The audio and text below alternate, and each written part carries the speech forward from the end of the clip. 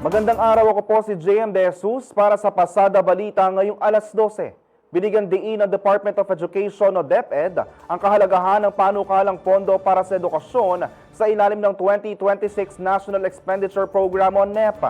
Ayon kay DepEd Secretary Sunny Angara, makasaysayan ng alokasyong ito dahil ito ang kauna-unahang pagkakataon na naabot ng Pilipinas ang pamantayan ng United Nations Educational, Scientific and Cultural Organization o UNESCO o paglalaan ng 4% ng Gross Domestic Product o GDP para sa edukasyon.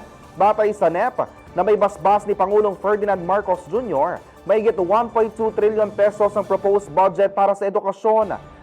Pinakamalaki rito ay ang sa DepEd na nasa 928.52 billion pesos, mas mataas ng 18.9% kumpara sa 2025 General Appropriations Act o GAA.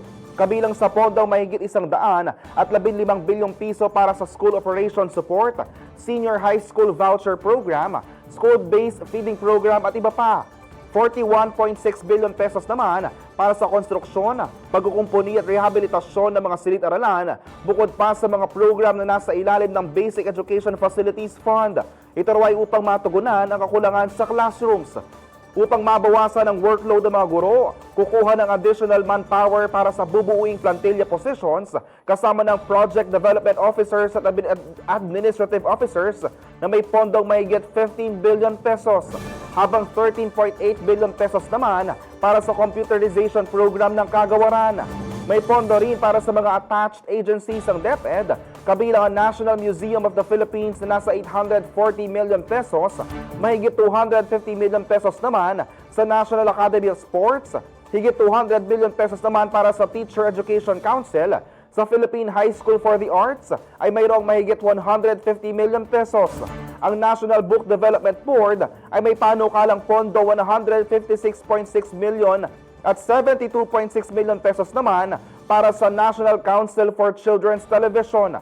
Bukod sa DepEd, may 134.99 billion pesos na alokasyon din para sa mga state universities and colleges, 34 billion pesos naman sa Commission on Higher Education o CHED, at 20.24 billion pesos naman ang nakatakda sa Technical Education and Skills Development Authority o TESDA.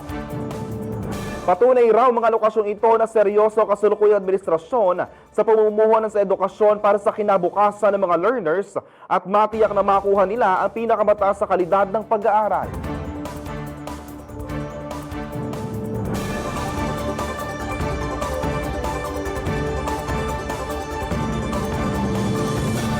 Para sa iyo pang balita at updates, tutok lang sa Pasada Balita mamayang alas 2 ng hapon. Ako po si JM De Jesus. Magandang araw po.